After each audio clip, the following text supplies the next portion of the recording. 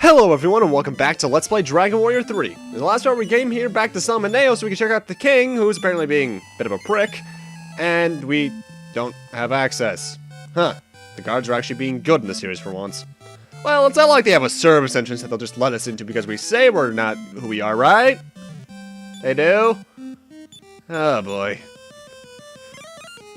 Either way, yeah, you need to take the service entrance at this point in the game. You actually can't get into the normal entrance at all, I think, until past a certain point later this part. By the way, the king's being a bit of a prick, so let's go see him. He's directly north of me. Hey there, dude. Wretches, how didst thou enter herein? Methinks thee indeed scoundrels. Cast these varlets into prison. Alright, come along. As with that, I want to mention a bit of an odd inconsistency in Dragon Warrior games. Especially around now, they start talking less and less in Ye Olde English and more in common, normal English that's used nowadays. And they're a bit inconsistent with when it's spoken, because a lot of more people speak more modern English in these games, whereas randomly you'll get one or two NPCs that still speak in Ye Olde English. It's usually the kings that speak it the most. By the way, we're in jail, which is not good. Thankfully, these guards are as bad as the Chrono Trigger ones and gave us all of our equipment still. Well, even then, the ones in Chrono Trigger were smarter. At least some of them took our equipment away. And that was under the command of Dalton, that dumbass. Either way, let's talk to Greenie here. I'm a wandering poet. I wonder if I should meet my end here like Simon, who rotted away in a jail of a shrine in a lake in the northeast of distant Romilly. Egad, that is a long sentence. I remember actually last part we found Simon's son, so we should probably keep that information on where Simon was in mind for later. It is said that the Mirror of Ra, which shows the true image of all those reflected therein, lies in a cave to the south. Huh. Interesting. That'll probably come into play later. Anyway, I think you have to talk to Blue there, but there is actually a secret exit to the prison. You just need to find it, and this is not a good place to take a nap here, Your Majesty. I mean, you throw us in jail, the very threatening-looking warriors, then you just go down here for a nap? Not the smoothest of ideas. Is anyone there? I'm the king of this realm. Someone stole the staff of change from me and assumed my form. How mortifying! That wouldn't make sense, because someone said the king got bad right around the time he found the staff of change. So maybe we should try and dethrone him, but how? Well, remember, Mirror of Ra reflects the true image of oneself. So we need to find that if we want to make sure this place can be under a peaceful rule again. Thankfully, as that one guy mentioned, it's pretty much just to the south, though it's actually closer to being slightly southeast. And the secret exit brings us out in the graveyard. Here lies Samuel T. Case. I don't know what I was doing there. Actually, it would be Samuel T. Aircase, wouldn't it? Ah. Oh well. Anyway, there's the place we need to go, but we first encounter our first new encounter of the part. That was terrible grammar. Kongs! 95 HP, 576 XP, 82 gold, can drop an acorn in life, and that's about it.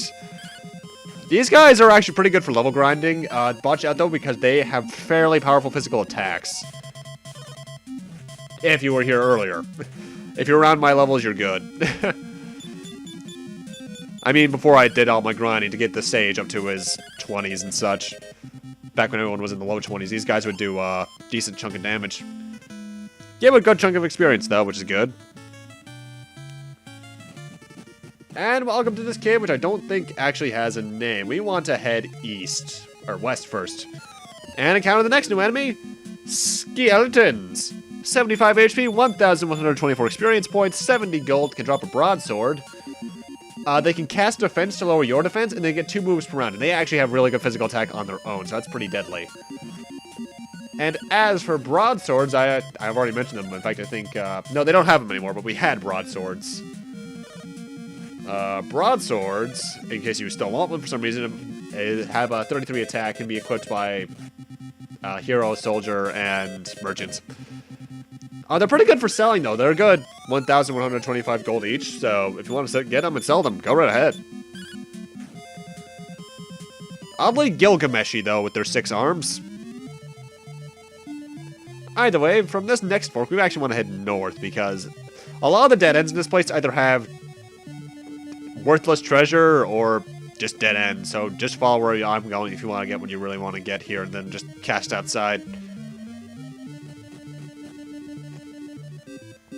Ooh, treasure chest.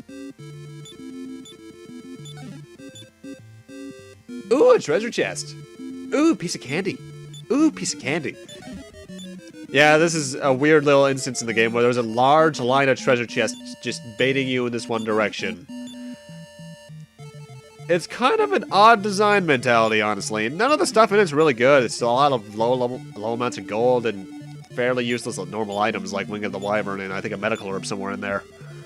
That's like the best chest right there, I think. 568 gold.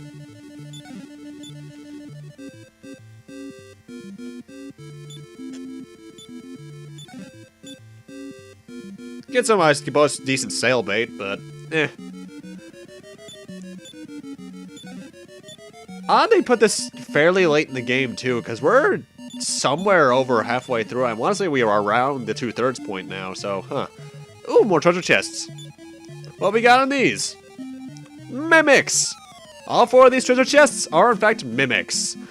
240 HP, 980 experience points, 51 gold, can drop a demon axe.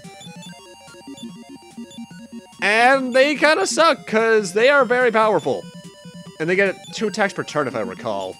They can also cast sleep on you, so watch out for that. Best strategy I can give is use buy kill if you have it, which doubles your physical attack. And put them to sleep before they can put you to sleep. They can also cast Defeat, which if I recall is an instant death spell. Which is, not good. Anyway, as for the demon axe they can drop. 90 attack, 375 gold to sell too. It misses a lot though, which is the big thing. It can only be equipped by a soldier. But if you get one, good for you.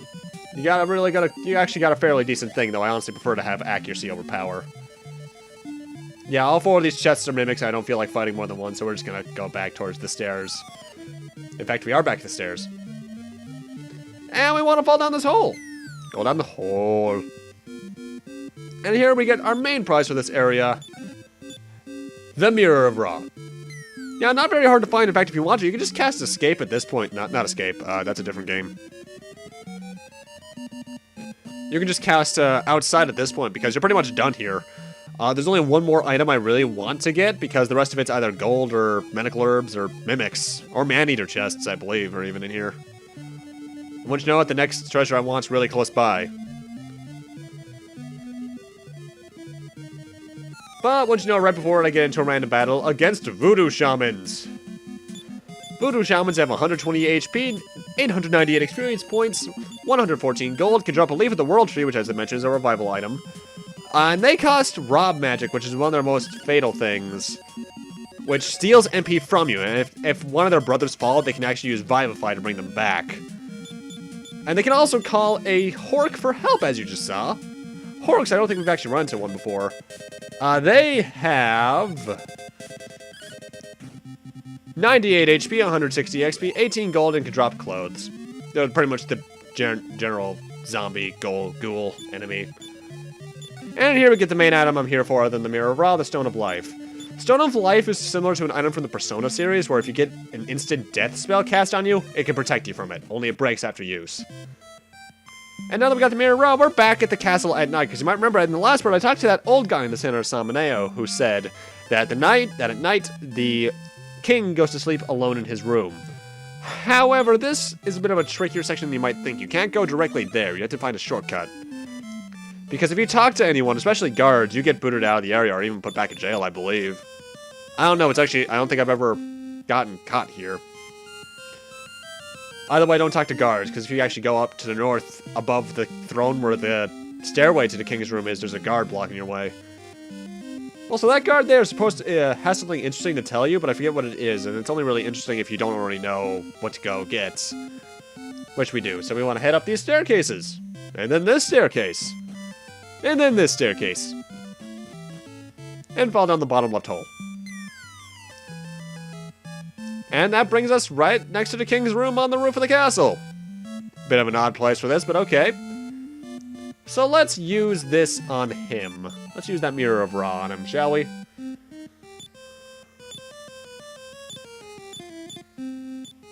Look, an image of a sleeping monster is reflected in the mirror. He got a gremlin from 2. You saw me? Now I won't let you get out alive. And it's the leader of 4chan himself, the boss troll. 320 HP, 3,334 experience points, 126 gold, can drop a Thor sword, but not at this point, because you can run into these guys' random encounters later on. Honestly, though, not hard. Just use Bike Heal on your physical attackers and have healing ready, and you should do pretty well. He has high physical attack, but as long as you lay it on him, he goes down pretty quickly. 4chan fell pretty hard.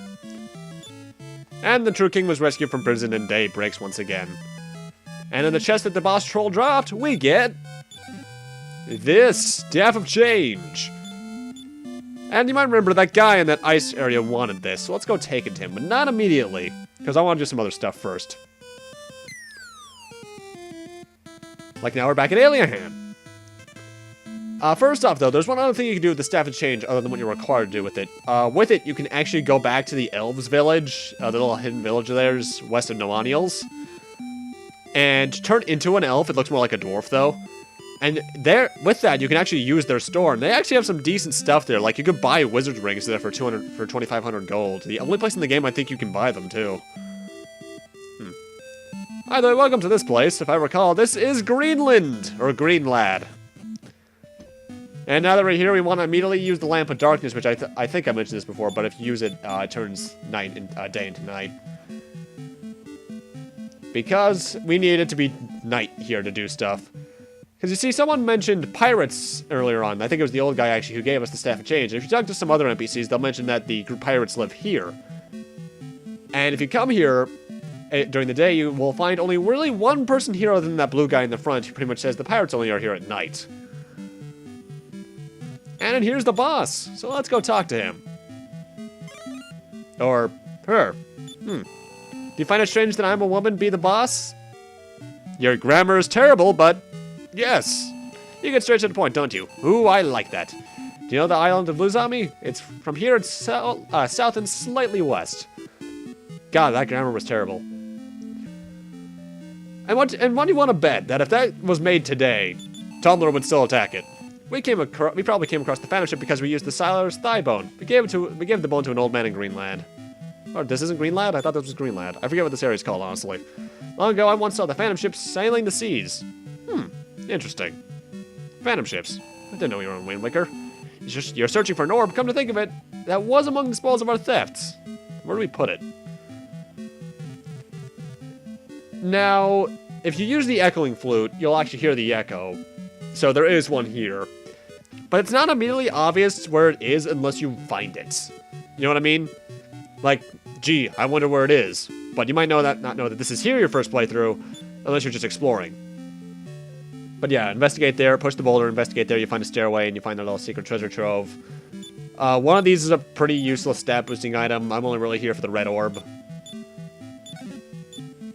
And the wing of the wyvern, I guess. I guess I'm getting it all. I could have sworn I only got 2 of them. Strength seed. Yeah, I was right. It is just a useless stat booster. Either way, we're done here. We never have to come back here again. So let's actually check out that island of Luzami they were talking about. Like they said, it's south and slightly west. Luzami, I will mention right now, though, because we're not going to be there for long, is like more in the sense that you actually cannot cast Return to get here. You have to sail here if you want to come here. And it's automatically daytime here for some reason.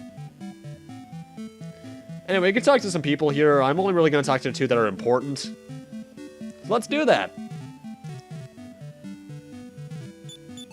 Legend has it the Sword of Gaia was possessed by a man called Simon. Huh, so Simon, who's in a jail, and we found his son, possessed the Sword of Gaia. Interesting. Also, check that grave, or investigate in front of that grave, you get a Wisdom Seed. I'm a prophet, I have foreseen thy coming. The castle of the Archfiend is deep within the mountains of Necrogond. Before long thou wilt heap the Sword of Gaia into a volcanic crater, and thine own path it shall... God, I hate the old English. So, in order to reach the Archfiend, we need to get the Sword of Gaia, which was held by Simon, who was in a jail northeast of Romilly. I like finding stuff out like this, I'm not gonna lie. It is a bit non-linear and guide-dangin' if you haven't played the game before, but it's an interesting little idea that a lot of RPGs used back in the day. Exploration like that used to be really rampant, whereas nowadays RPGs are a lot more linear. And I honestly can't tell which one I like more. I'm more of an in-betweener. I like non-linearity, but at the same time, give me at least a linear storyline. Non-linearity for side quests or side stories, fine. I guess it just depends, really. Give me the option always, but if you want to, Linearity versus non-linearity in games is a very interesting argument. Either way, we have the Staff of Change, and since I don't want to buy anything at the Elf Village, I'm just going to give the Staff of Change right to the guy. I will tell you right now, though, if you want to keep the Staff of Change on you for a bit longer, don't talk to him, because once you give it to him, you can never get it back without hacking. Ah, that's the Staff of Change. I've been wanting that too. How about this? What if I trade you that Sailor's Thigh Bone for that Staff of Change? Really? Are you serious? Ask and ye shall receive, they say. So yeah, we have the Sailor's Thigh Bone. If you use it, that'll actually point you in the direction of the Phantom Ship. But I'm not going to do that yet because I want to take advantage of a certain save abuse. Anyway, now we're back at Newtown, or Horaceville as it now is. Here's a bit of a thing I goofed up on, I think. What you're supposed to do is, if you come back here more and more often, you'll actually see that apparently Horace is treating the people horribly. And they're plotting a revolution against him. And eventually when you come back here, Horace will be in jail like he is now. Somehow, I missed the entire revolution subplot. I think it's because I didn't come here often enough, or I messed up while grinding or something. Either way, Horace is in jail. And yeah. And he wants us to look behind the chair in his house. So sorry about that, you didn't get to see the little revolution side plot. Thankfully, this game is a fairly common one to see on YouTube. So if you want to look it up, I guess just look up Dragon Warrior 3 Newtown Revolution subplot, I guess. Either way, here we find the yellow orb. Like I mentioned before, all orbs are being stored in the vault until I have them all. Finally, a revolution occurred and they threw Horace in jail. Who would have thought? Well, he was kind of being a dick. He was overworking them, essentially. And the town does change a bit. Like, the shop gets really good after this. I think the inn's a bit cheaper. And besides that, the only real change is that, there's a bit of a bar in the bottom right of the town, which is a child singing place now, essentially. It's like a little place where people can flaunt their stuff with singing. But before this, I think it's some sort of belly dancing club or something. I forget. Newtown's only really useful for the yellow orb, to me, for the most part, and never again. The interesting thing is that if you come here before the revolution, Horace will have a bouncer for this club, and he'll say that if you want out, pay 50k. But since we're Horace's friend, he'll let us go. Either way, now we want to cast Return. Not outside. Return, Kyle. Likeliest doesn't know any spells, Kyle. Return, and head back to Baharata. And from here, we want to head north. Back towards the cave where we met that dwarf that the King of Portoga introduced us to, actually. Because you might remember, when we first entered this area of the world map, we had a choice of going north or south. I headed south. Now we want to head north, because there's a shrine there you can check out, and I want to do that now.